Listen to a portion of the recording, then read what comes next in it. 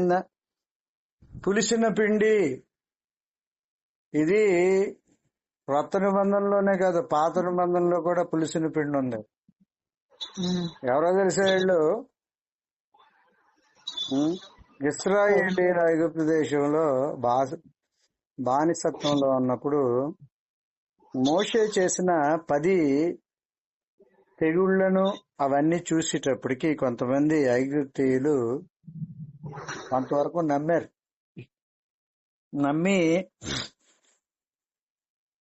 ఐగుప్తు దేశం నుంచి ఇశ్రాయేలీయులు వస్తా ఉంటుంటే వాళ్ళతో పాటు కొంతమంది వచ్చారు.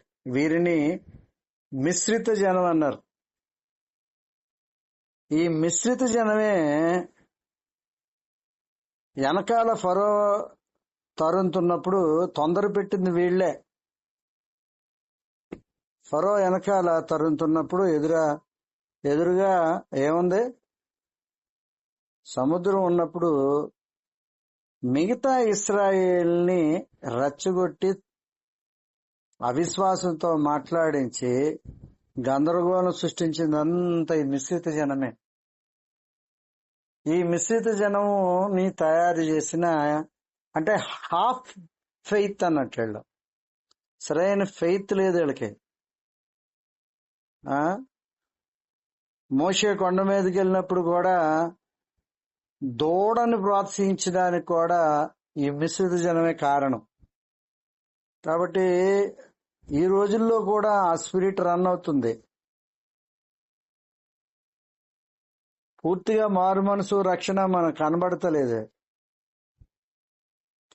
సేవలో ఉన్నప్పుడు కూడా ఏం కనబడతలేదు. ఒక వ్యక్తి ఆత్మీయంగా తగ్గినప్పుడు, పడిపోయేలాగా ఉన్నప్పుడు నువ్వేం చేయాలని? ముఖం తిప్పుకొని పోవాలా? ముఖం తిప్పుకొని పోయేవాళ్ళు వీళ్ళు ఇంకేం సేవ చేస్తారు? వీళ్ళు కాకినాడలో మళ్ళీ పెద్ద సంఘానికి ఆరాధికులు వీళ్ళు. పరిచయం లేని వ్యక్తి అయితే పోనీ అనుకోవచ్చు. చిన్నప్పటి నుంచి తెలిసి బాప్తీసం ఇచ్చేటప్పుడు దగ్గరుండి కాకినాడలో ఉన్న పెద్ద సంఘం అదే. ఆ సంఘంలో ఆరాధికులకుండే మరి ఆరాధన చేసి ఏమి సాధిస్తారు? షో, టీవీ షో ఇదేమన్నా? టీవీలో చూపించుకుంటాక, యూట్యూబ్లో చూపించుకుంటాక వీళ్ళు. ఒక వ్యక్తి ఏదో వ్యాపారం పెట్టుకుని ఉంటే ముఖం తిప్పుకొని చాటు చేసుకుని వెళ్ళిపోతారా? మరి ఇదేమి పరిశుద్ధాత్మ నడిపింపు? నాకు అసలు అర్థమే అవట్లేదు. నాకు అసలు ఏళ్లే మిశ్రిత జనం సంఘాలను భ్రష్టు పెట్టించే భయంకరమైన వ్యక్తులు వీళ్ళే. చెప్తున్నాను నేను, in coming days it is going to be 2 parts. It's very soon it is going to happen. ఈ రోజు నేను చెప్తున్నాను, ఆ పెద్ద సంఘం 2 ముక్కలు అయిపోబోతుంది రాబోయే దినాల్లో. Because of these people. Jezebel ఆత్మ అంటే తెలుసా? యెజబేలు ఆత్మ గుర్తుపెట్టుకోండి. కొంతమంది షో ఆఫ్ గాళ్ళు ఉంటారు. నాకు తెలుసు ఆ సంఘం గురించి. వాక్యం ఎంత క్లియర్ గా చెప్తుందంటే ఎవరన్నా బలహీనమైనప్పుడు వాళ్ళు ఏం చేయాలట? బలపరిచేలాగా ఉండాలా. కారణం ఏంటంటే వీళ్ళకి ఆ ఆత్మ సంబంధమైన నడిపింపు లేదు. వీళ్ళకి ధనమోసంలో ఉన్నవాళ్ళు వీళ్ళు. ఇలే మిశ్రిత జనం వీళ్ళే. గుర్తుపెట్టుకోండి, ఇది మిశ్రిత జనంతో చేసే పరిచయం కాదు, ఇది ఆన్లైన్. అందుకే అందరినీ కలుపుకున్న నాకు 100 మంది తెలిసిన వాళ్ళు ఉన్నారు. ఎమ్మలేరు కూడా ఇందులో. కొంతమంది ఇమిడిన వాళ్ళు ఎక్కువ కాలం ఉండలేరు, వాళ్ళ బుద్ధి బయటపడిపోతుంది. విశ్వాసులు ఎలా ఉన్నారో మీకు తెలీదు. తిన్నంగా ఉంటే కంటిన్యూ అవుతారు, లేకపోతే మేము కట్ చేసి పడేస్తాం. ఈవేళ ఒకళ్ళు కట్ చేసేసినట్టు. అర్థమవుతుందా? ఎవరైనా సరే ఒకటే.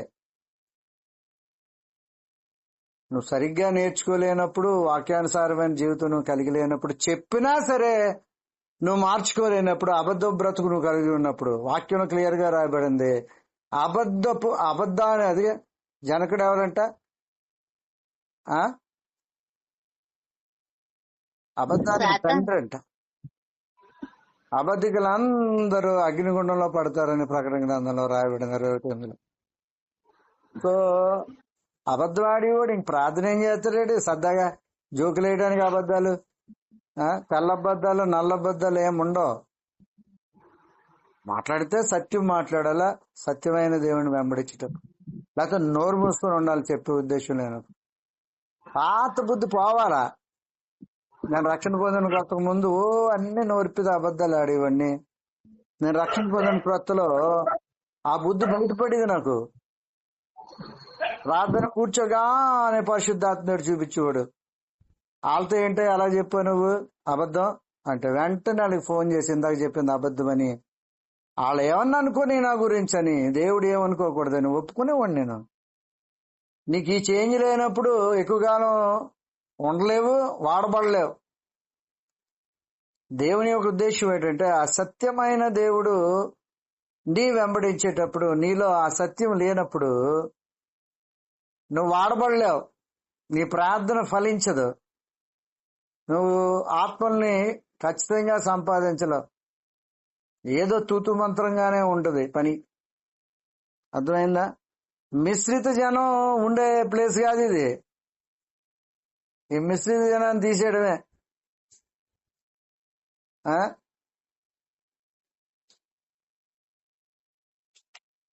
హల్లెలూయా.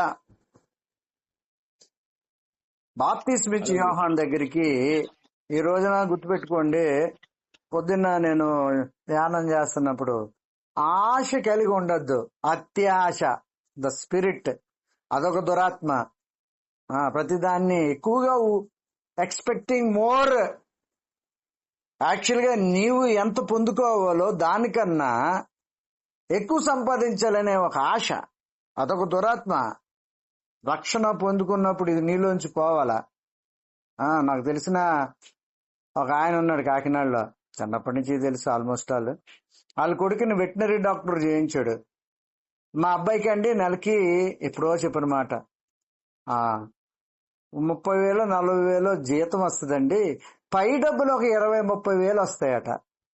పై డబ్బులు అంటే ఎక్కడి నుంచి వస్తాయి నీకు?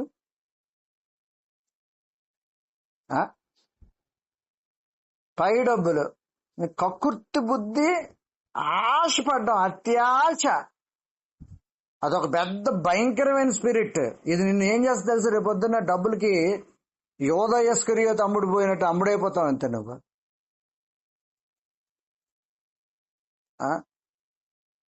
నేను జీజీహెచ్ గవర్నమెంట్ హాస్పిటల్లో చూస్తాను కదా,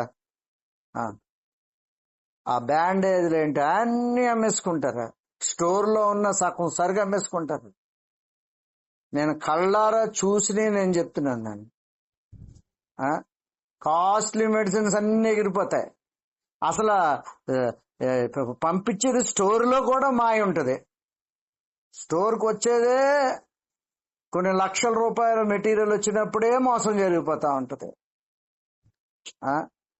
ఆ కట్టే వార్డ్ బాయ్ ఉంటాడు, ఎంఎన్ఓ, అక్కడ సంచి ఎట్టుకుని ఉండేవాడు. మీరు ఇప్పుడు సంచి ఉందో లేదో తెలియదు, పెద్ద సంచి ఉండేది. కట్టేసుకున్న ప్రతి వాడు అందులో 100-50 ఎత్తని కానీ వాడు సరిగ్గా కట్టేసేవాడు కాదు. అది ప్రస్తుత పరిస్థితులు.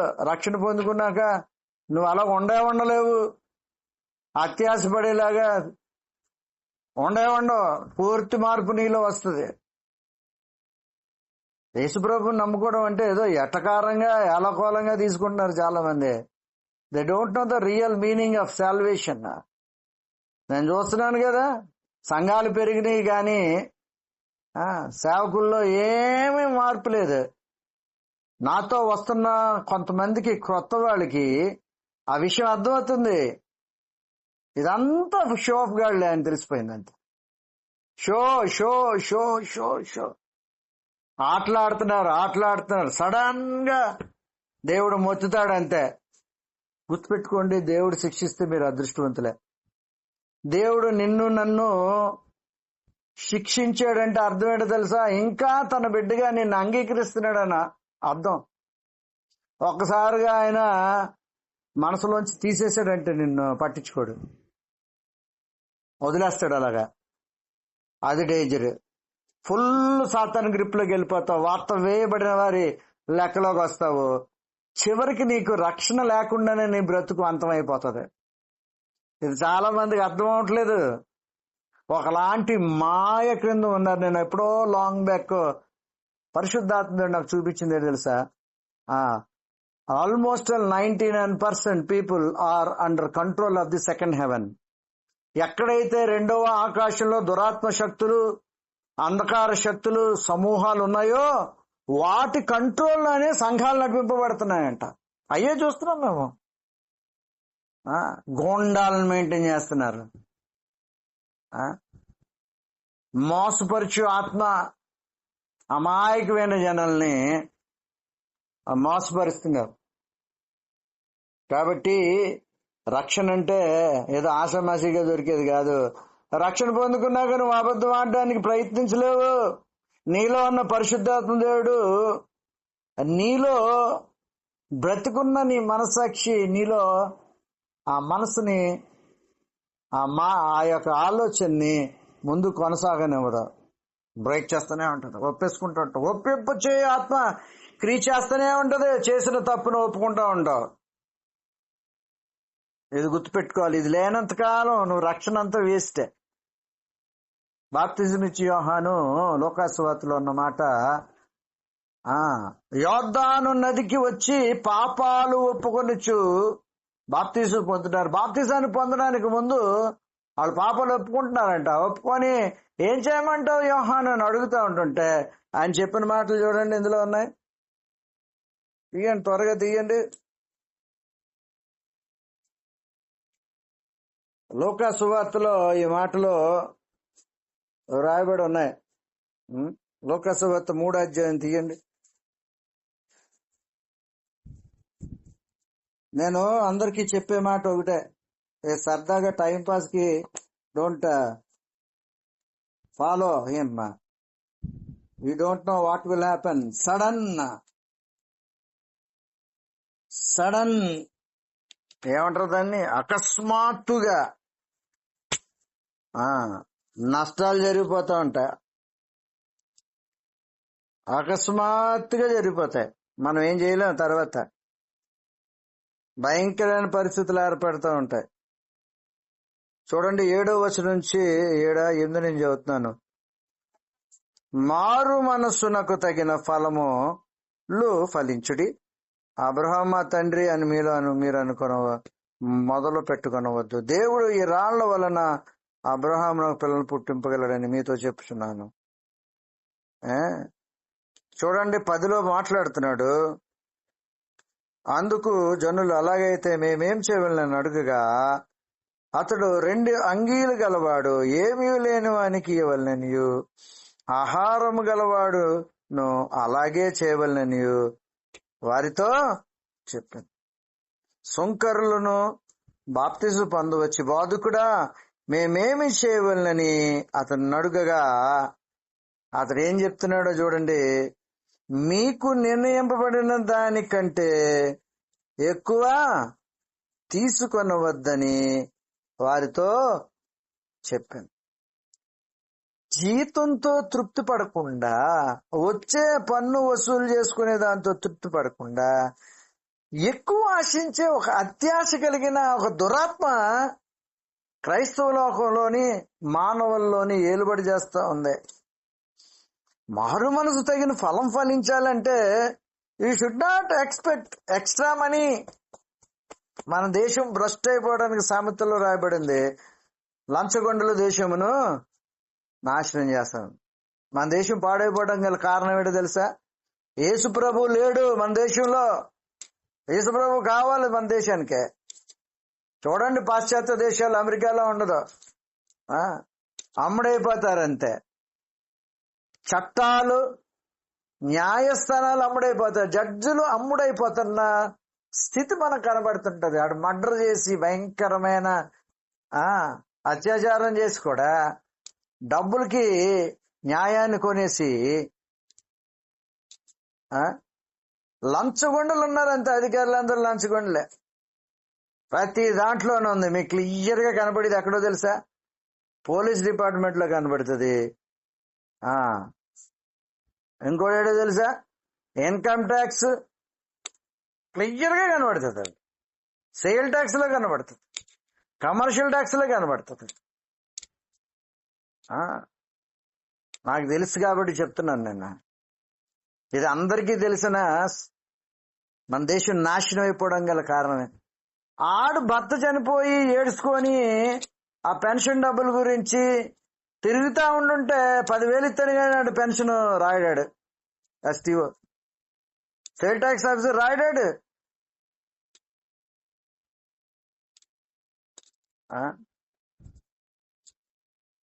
లంచగొండులు. అందుకే మన దేశం నాశనం అయిపోవడం గల కారణం ఏంటంటే పైనుంచి కింద వరకు కూడా.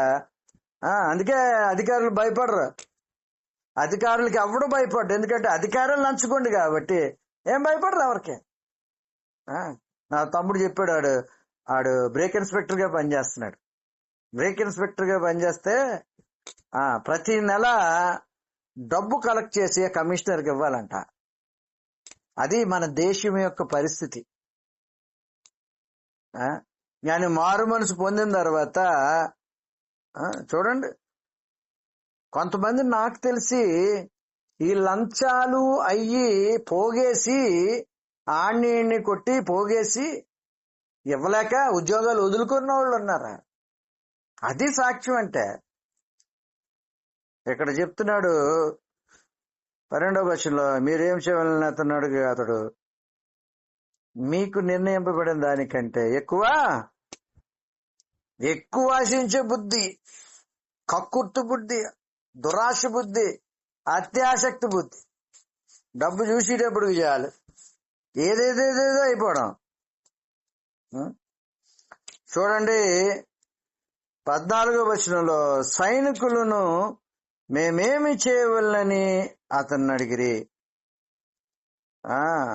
అందుకు అతడు, ఎవరిని బాధ పెట్టకయు ఎవని మీదను అపనింద వేయకయు మీ జీతములతో తృప్తి పొందియుండుడని వారితో. అది నీకు వచ్చే జీతంతో తృప్తి పడే ఒక మనసు ఉండదు నీకు. నీకు కావాల్సింది ఎక్స్ట్రా. రక్షణ పొందుకున్నాక నువ్వు అలా ఉన్నావంటే నువ్వు రక్షణ పొందినట్టే కాదు అది. చాలా మంది రక్షణ అనుభవం వచ్చిన తర్వాత అన్ని వదులుకుంటారు. నేను రక్షణ పొందిన క్రొత్తలో ఉద్యోగం చేసేవాడిని. డిహెచ్ఓడు ఎంత అయితే అంతే యాక్చువల్స్ రాసేవాడిని. నేను ఎక్స్ట్రాలు రాసి ఉంచుకునే అలవాటే లేదు నాకు. ఇంక నీకును రక్షణ పొందినోడికి తేడా ఏముంది? నీకు ఇంకా మార్పు చెందినోడికి ఇంక తేడా ఏముంది? 100 రూపాయల భోజనం అయితే 100 రూపాయలు రాసివ్వండి. నేను 50 రూపాయలు టికెట్ అంటే 50 రూపాయలు రాసివ్వండి. నేను 25 రూపాయలు టిఫిన్ అంటే 25 రూపాయలు రాసివ్వండి. యాక్చువల్సే రాసివ్వండి. గుర్తుపెట్టుకోండి, నువ్వు రక్షణ పొందినప్పుడు, మారు మనసు పొందినప్పుడు నీ మనస్సాక్షి నిన్ను గద్దిస్తుంది. 200 ఖర్చు అయింది కదయ్యా, 300 ఎలా రాస్తావయ్యా అని నీ మనస్సాక్షి నేను గద్దిస్తుంది. రేపొద్దున్న తీర్పులో నీకు వ్యతిరేకంగా మాట్లాడితే నీ మనసాక్షే. నీ గురించి సాక్ష్యం చెప్పేది ఎవర్రా? నువ్వు అలటడవో చెప్పేది ఎవరు? నీ మనసే బయటకు వచ్చి క్లియర్ గా చెప్తుంది. ఇగో ఆ పలానా రోజు ఇటుకి చెప్పానని ప్రతిదీ రికార్డ్ అయి ఉంటుంది. అర్థమవుతుందా? అర్థమవుతలేదా? మారు మనసు అంటే ఏదో బైబిల్ పెట్టుకుని 4 ముక్కలు చదవటం కాదు, గంటసేపు ప్రార్థన చేయడం కాదు, ఆరాధన చేయడం కాదు ముసుగేసుకొని. నువ్వు యెజబెల్ ఆత్మ కలిగి ఉన్నావు అన్న సంగతి అమాయకులైన జనాలకు తెలియదు, కానీ దేవుణ్ణి ఎరిగిన వారికి నీ ప్రవర్తన బట్టి తెలిసిపోతుంది క్లియర్ గా నువ్వు ఎటువంటి ఆత్మ కలిగిందా నువ్వు. మరి కాకినాడలో పెద్ద సంఘం, దానికి ఆరాధికులు వీళ్ళు. ఏం మాదిరి వదులుతారు వీళ్ళు ఉన్నంతకాలం. రాబోతే నెల సంఘం నిలబడదు, మొక్కలైపోతుంది. ఆ దైవజనుడు ఉన్నంతకాలమే ఆ తర్వాత భ్రష్టు పట్టేస్తుంది సంఘం. నేను చెప్తున్నాను ఈ రోజున, that is the thing is going to happen to that church. ఇప్పటికన్నా వాళ్ళు సరి చేసుకుంటానికి లేదు, సరి చేసుకునే అవకాశం లేదు. ఎందుకంటే ఆల్రెడీ కూరుకుపోయినోడు రాలేడు బయటికి. కూరుకుపోయినోడు రాలేడు. దేవుడు చాలా అవకాశాలు ఇస్తాడు, అవకాశాలు వాళ్ళు ఉపయోగించుకోలేరు. అర్థమవుతుందా? ఇక్కడ ఎంత క్లియర్ గా రాశాడు. జీతాలతో ఏమవ్వాలట?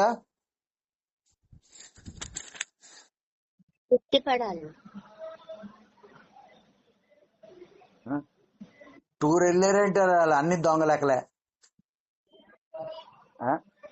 ఈ టూరింగ్ జాబ్స్ ఉన్న వాళ్ళని చూడండి, అన్ని దొంగ లెక్కలే. వీళ్ళెవరో తెలిసి క్రైస్తవులు. వీళ్ళు దేవుని నమ్ముకున్నారని పేరెట్టుకున్నవాడు. వీళ్ళు నమ్ముకోలేదు, అమ్మేసుకున్నారు అంతే. కాబట్టి చాలా జాగ్రత్తగా ఉండాలా. దేవుడు విక్రింపబడని రాయబడి ఉంది. నువ్వు బలహీనుడు అయితే క్షమిస్తాడేమో గాని, నువ్వు దురాశపరుడు అయినా, అత్యాసక్తి కలిగినడు అయినా, ఎక్స్ట్రా ఆశించేవాడు అయినా నిన్ను క్షమించడు, నువ్వు రక్షణలోకి రాలేవు. మిశ్రిత జనము జాగ్రత్తగా ఉండాల. ఇశ్రాయేలీల్లో అందరూ చివరికి చేరపోవడం గల కారణం మిశ్రిత జనమే. వాళ్లే చెడగొట్టారు ఇశ్రాయేలీల్ని. అందుకే ఈ రోజున ఈ మీటింగ్ లో గాని, ఈ కాన్ఫరెన్స్ కాల్లో అందరినీ మనం చేర్చుకోం. When we know about those people, ఆడు మనీ మైండ్ కాదో తెలిసిపోతే డ్రాప్ చేసేస్తాం. ఒకసారి చూస్తాం, 2 సార్లు చూపిస్తాం. 5 అబద్ధాలు చేసేవాడు అనుకో, ఒకసారి హెచ్చరిస్తాం, 2 సార్లు హెచ్చరిస్తాం, 3సారి. ఎందుకంటే ఇన్నర్ సర్కిల్ ని మెయింటైన్ చేయాలన్నది నా ఉద్దేశం. యేసు ప్రభుకున్న ఇన్నర్ సర్కిలే. అందుకే మేము ఎక్కడికి వెళ్ళినా సరే పని జరుగుతూనే ఉంటది. భయంకరమైన క్రానిక్ డిసీజుల నుంచి బయటకు వస్తారు. ఆర్థిక ఇబ్బందుల్లోంచి కూరుకుపోయి ఉన్నవాళ్ళు బయటికి రావడం నేను చూశాను. ఆత్మీయంగా బలంగా ఉండి ప్రార్థనా పరులుగా అవడం మాకు తెలుసు. ఆత్మ వరాలతో వాడబడ్డం మాకు తెలుసు. You know why we don't want to maintain number. Number కాదు. కాకినాడలో అది చాలా పెద్ద చర్చ. నేను వెళ్ళి కొత్తలో, రక్షణ పొందిన కొత్తలో వెళ్తే నాకులాగే అందరూ ఉంటారేమో, మారు మనసు పొంది రక్షణ పొందుకొని ఉంటారు అని అనుకుని వెళ్తే అందరూ వ్యతిరేకంగానే ఉండేవారు.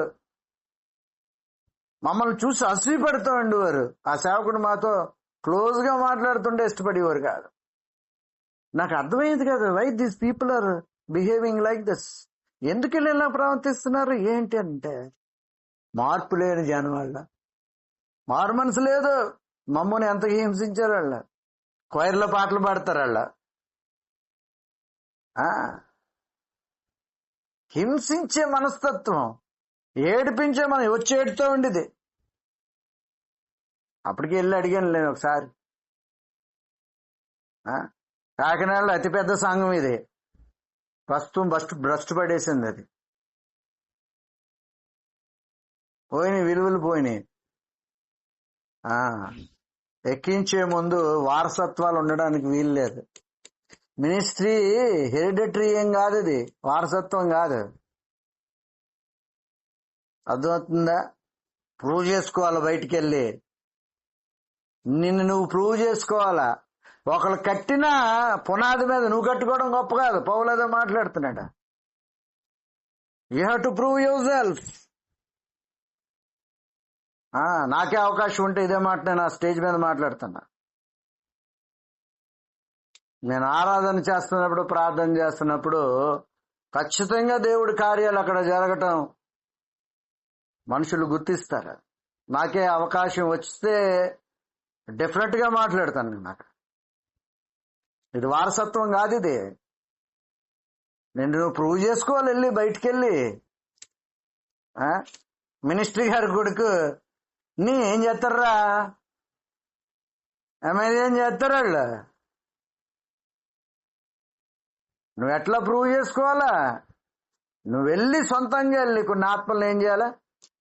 పోవాలా, ఎక్కడికో పోవాలా. ఆ తండ్రి సంపాదించిన దాని మీద కూర్చొని ఏదో చేయడం కాదు. నీ నీ గొప్పతనం ఏముంది? నీ ఇండివిజువాలిటీ ఏముంది? చివరి దినాల్లో ఉన్నాము. ఏమి సరిగా లేవు, ఏమి సరిగా లేవు, ఏమి సరిగా లేవు. ఆ? నీ సహోదరునికి ముఖము తిప్పుకొని వద్దని వాక్యంలో రాబడింది. ఏమి మాదిరిని వదులుతున్నావు? కొన్ని వేల మీద నుంచొని ఆరాధన చేసే నీవు యెజబెల్ ఆత్మ కలిగి ఉన్నావు అంతే. ఏమి ఏమి మాదిరి వదులుతున్నావు? యేసుప్రభు నమ్ముకోవడం అంటే, మారు మనసు పొందడం అంటే, దేవుని వెంబడించడం అంటే ప్రేమను పంచడమే. ప్రేమను పంచడమే. చివరి రక్తం పట్టు వరకు త్యాగపూరితంగా బ్రతకడమే. ఏం కనబడతలేదు. పేరుకు మాత్రం పెద్ద సంఘం కాకినాడలో. There is no love at all. అనుభవించి చెప్తున్నాం మేము. అది ఏం మాదిరి వదులుతారు వీళ్ళు? ఏం మాదిరి వదలరు? మిశ్రిత జనం, వాత వేయబడిన జనం అంతే. యెజబెలు ఆత్మతో పీడింపబడతా ఉంటారు. సౌందర్యం చూసుకునే పడిపోతుంటారు జనం. నీ బిహేవియర్ చెప్తుంది కదా నువ్వేంటో. వాళ్ళ క్రియల వలనంట తేటతెల్లం అవుతుందంట. వాళ్ళు ఏంటో, వాళ్ళ బ్రతుకులేంటో. అర్థమైందా? నువ్వు ఆరాధన చేసినంత మాత్రాన్న ఏం జరగదు. నేను ఈ మాటలను ఎందుకు చెప్తున్నానంటే, God is expecting purity in heart. నీ హృదయంలో శుద్ధి కావాలా. ఆశించే బిడ్డగా, ఏదో సంపాదించుకోవడానికి ప్రయత్నించే బిడ్డగా ఉండడానికి ప్రయత్నిస్తే దేవుడు ఇష్టపడ్డు. కాబట్టి ఈ రోజున ఈ నా మాటలు వింటున్న నీవు డోంట్ ఎక్స్పెక్ట్ ఎనీథింగ్. నీ హృదయం శుద్ధీకరింపబడాలా, మారు మనసు అనుభవంలోకి రావాలా. మారు మనసు అనుభవంలోకి వచ్చినప్పుడు నువ్వు ప్రేమిస్తావు, నువ్వు ప్రేమించే బిడ్డగా ఉంటావు. ఈ కాకినాడలో అదే పెద్ద సంఘంలో ఉన్న ఒక పెద్ద ఆత్మ వరాలతో వాడబడి సేవకుడు. నేను ఒక కేసులో ఇరుక్కుపోయి చెయ్యని దానికి నేను బాధపడుతుంటే, నేను అక్కడ కాయగూరలు కొంటుంటే ఆడు నా వెనకాల నుంచి చూసి అలా పోయాడు. ఆడికి మీటింగులు పెట్టి అసలు ఎక్కడికన్నా వెళ్తే ఒక మీటింగ్ కండక్ట్ చేయడం కానీ, మీటింగ్ అరేంజ్ చేయడం కానీ ఇవేమీ రావు. అసలు ఊరు దాటి ఒక దేశం ఒక రాష్ట్రం దాటి వెళ్తే ఎందుకు పనికిరారు వీళ్ళు. పెద్ద పెద్ద మీటింగ్స్ కి, పెద్ద పెద్ద సెమినార్లకి నేనే తీసుకెళ్ళాను.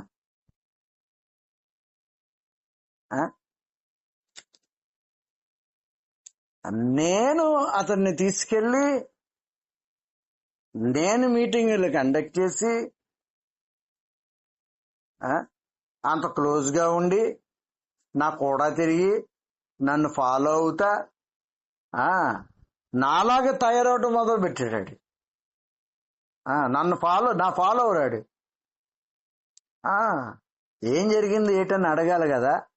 ఏం జరిగింది ఏటని అడగాలి అక్కలేదా.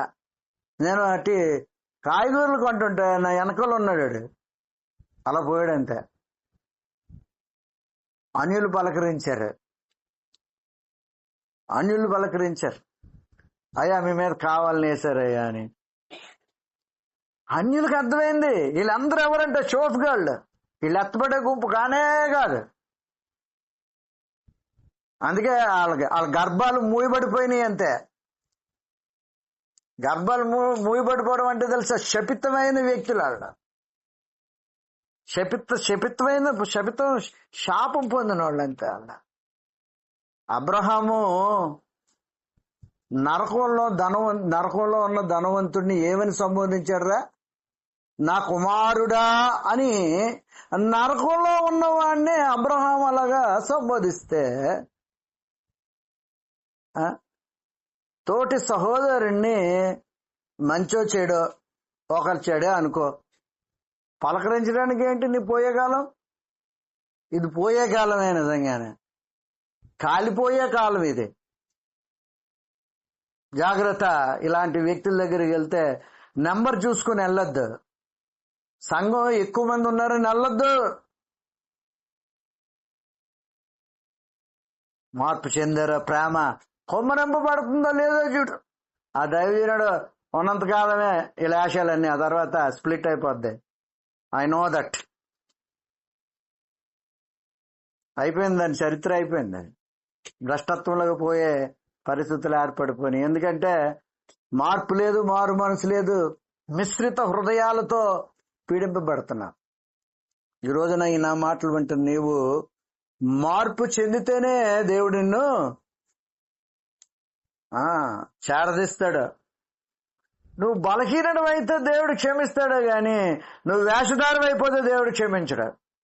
ఎంటైర్ బైబిల్లో యేసు ప్రభు మత్తయి సువార్త 23వ అధ్యాయంలో ఒకే ఒక అధ్యాయంలో ఈ వేషధారుల్ని గద్దిస్తా వాళ్ళందరి గురించి 23వ అధ్యాయం అంతా రాశాడు. ఈ వేషధారులు ఉన్న ప్రాంతాలకి నువ్వు వెళ్తే ఉన్నది గురించి కొంచెం కూడా పోతే. అర్థమైందా? దేవుడిని వెంబడించడం అంటే నీ హృదయంలో ఏముండాలో తెలుసా? ప్రేమ ఉండాలా. నీ హృదయంలో ఏముండాలో తెలుసా? తగ్గింపు ఉండాలా. నీ హృదయంలో ఏముండాలో తెలుసా? ప్యూరిటీ ఉండాలా, స్వచ్ఛత ఉండాలా, యథార్థత ఉండాలా. కపట మనసు కలిగిన నిన్ను దేవుడు ఉంచడు. నేను చూసిన వాళ్ళు కపట మనసే, వీళ్ళందరూ నటిస్తారు, నటులు. కాబట్టి జాగ్రత్తగా ఉండాలా. ఇక్కడ చెప్పబడింది మారు మనసు పొందినప్పుడు నువ్వు ఎలాగ ఉండాలా? మార్పు చెందిన వాళ్ళు అడుగుతారు. ఇలా అడుగుతున్నారు. బాప్తీసానికి వచ్చే ముందు వీళ్ళు ఏమని అడుగుతున్నారు? మేమేం చేయాలయ్యా, మేము ఎలా ఉండాలయ్యా అంటే సోంకరులకి ఏం చెప్పాడు? ఎక్స్ట్రా తీసుకోవద్దే అన్నాడు. వీళ్ళతో ఏం చెప్తున్నాడు? సైనికులతో, పోలీస్ డిపార్ట్మెంట్ అనుకోండి. పోలీస్ డిపార్ట్మెంట్ లో ఒక జోక్ ఉంది. తమ్ముడి దగ్గర కూడా, సొంత తమ్ముడి దగ్గర కూడా ఎంతో కొంత తీసుకుంటాడంట. అర్థమైందా? కాబట్టి నీకు వచ్చిన జీతంతో తృప్తిపడు. అర్థమైందా? సంఘాలు ఎలా ఉన్నాయో తెలుసా? పెద్ద పెద్ద సంఘాలంట, ఫారిన్ కంట్రీస్ లో కూడా ఉందంట. ఈ ఫోన్ నెంబర్ పెడతాడు. నీవు ధర్మము చేయనప్పుడు నీ ధర్మము నీ కుడి చేతికి, ఎడం చేతికున్నది కుడి చేతికి తెలియకూడదు. క్లియర్ గా ఉందా లేదా? మరి నెంబర్ పెట్టుకుని చేస్తే నువ్వు ఎంత పంపుతున్నావు తెలీదా? కానుక పెట్టి ఎందుకు పెట్టాడు దేవుడు? కానుక పెట్టి ఎందుకు పెట్టాడు రా? నువ్వెంత ఎత్తున్నావో తెలియడానిక?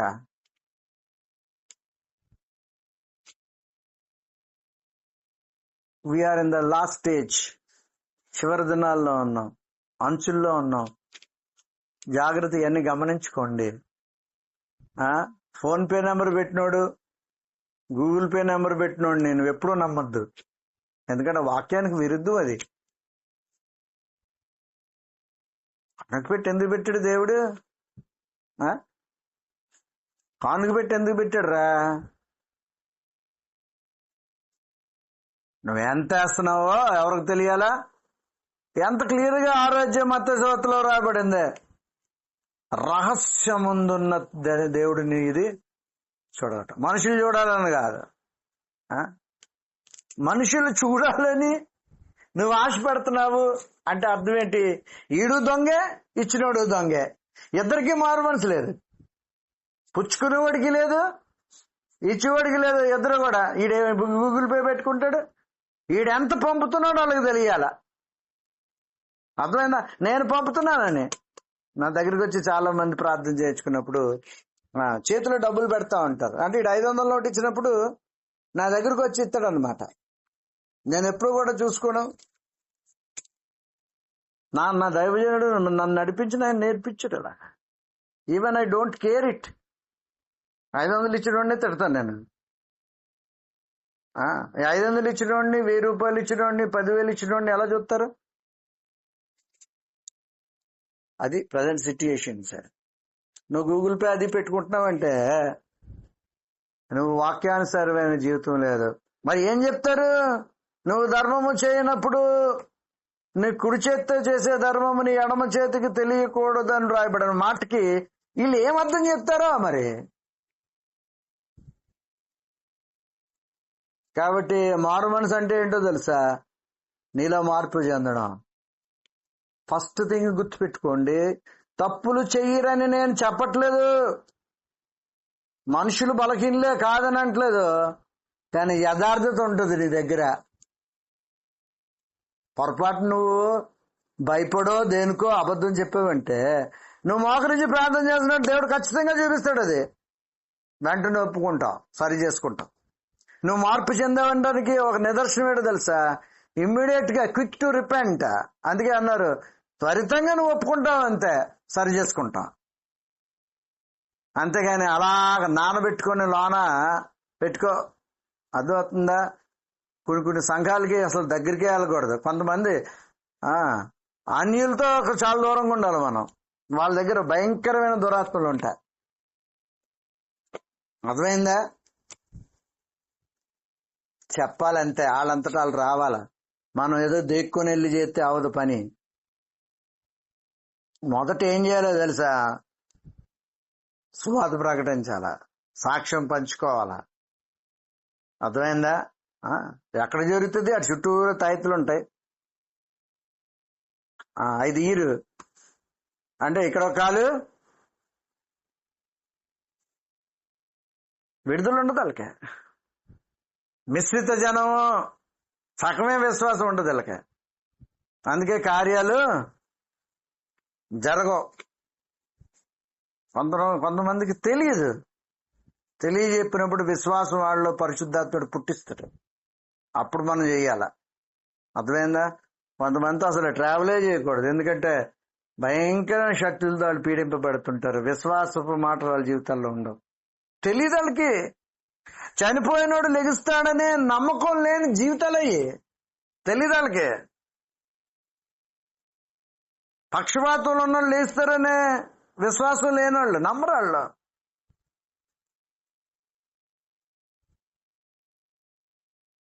క్యాన్సర్ నుంచి బయటకు వస్తారంటే నమ్మరు. హార్ట్ కంప్లైంట్ నుంచి బయటకు వస్తారంటే నమ్మరు. వాళ్ళకి తెలియదు, అది అనుభవం లేదు వాళ్ళకి. అవన్నీ తెలుసుకొని ఎంత నిష్ట కలిగిన బ్రాహ్మణులు ఎంతమంది మారుతున్నారో. వాస్తవాన్ని గ్రహించుకుంటున్నారు. ప్రార్థన చేయాలంతే మనం. కాబట్టి గుర్తుపెట్టుకోండి, మారు మనసు అంటే మొట్టమొదటిగా జరిగేది ఏంటో తెలుసా? యథార్థత, నెమ్మది ఉంటుంది, శాంతి, సమాధానం ఉంటుంది. రెండోది ఏంటో తెలుసా? మనీ మైండ్ ఉండదు. ఈ కక్కుర్తి బుద్ధి ఉండదు. ఆ లేబర్ వాళ్ళు చూడు, ఆ పాకి లేబర్ వాళ్ళు ఉంటారు, స్కావెంజర్స్. ఆడి జీతం ఉన్నా సరే మామూలుగా వస్తూ ఉంటారు. పోస్టల్ డిపార్ట్మెంట్ లో మామూలుగా వస్తారు, ఎలక్ట్రికల్ డిపార్ట్మెంట్ లో మామూలుగా వస్తారు. అది మన యొక్క దేశ చరిత్ర. ఆ మార్పు రావాలన్నదే అప్పుడు ఆ సంఘం గాని ఆ ప్రాంతం గాని ఏమవుతుంది? అభివృద్ధి చెందుతుంది. దేవుడు నీ నుంచి నా నుంచి ఆశించేది అంటే ఈ యథార్థత, మార్పు. ఈరోజు నేను ఆ మాటలను వింటాను. నువ్వు ఏ స్థితిలో ఉన్నావో నాకు తెలియదు, కానీ చెక్ యువర్ సెల్ఫ్. నీకు చెక్ లిస్ట్ ఉండాలా? ఇవాళ చెక్ చేసుకో, నీ బ్రతికేలాగుందో. ఆయన ఆశించిన రీతిలో నీ చరిత్ర, నీ జీవితం ఉందా లేదా? ఏదో దొంగ బ్రతికి ఏదో దేవుని బిడ్డ అనిపించుకోవాలని ఆశపడుతున్నావమ్మా. చాలా మందికి ఏంటో తెలుసా? దేవుని బిడ్డ అనిపించుకొని అలాగా దొంగ క్రైస్తవుడిగా బ్రతికేయాల. నాటకం ఉండే వేషధారి క్రైస్తవుడిగా అయిపోవాలని ఆశ. మనుషులందరూ అనుకోవాలి వీడు క్రైస్తవుడు అని అనుకోవాల. గొప్ప విశ్వాసం అనుకోవాలంట.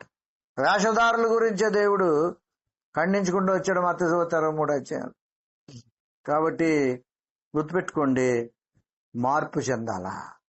మారు మనసుకు తగిన ఫలములు ఫలించాలని రాయబడింది. దేవుడి కొద్ది మాటలు దీవించును గాక.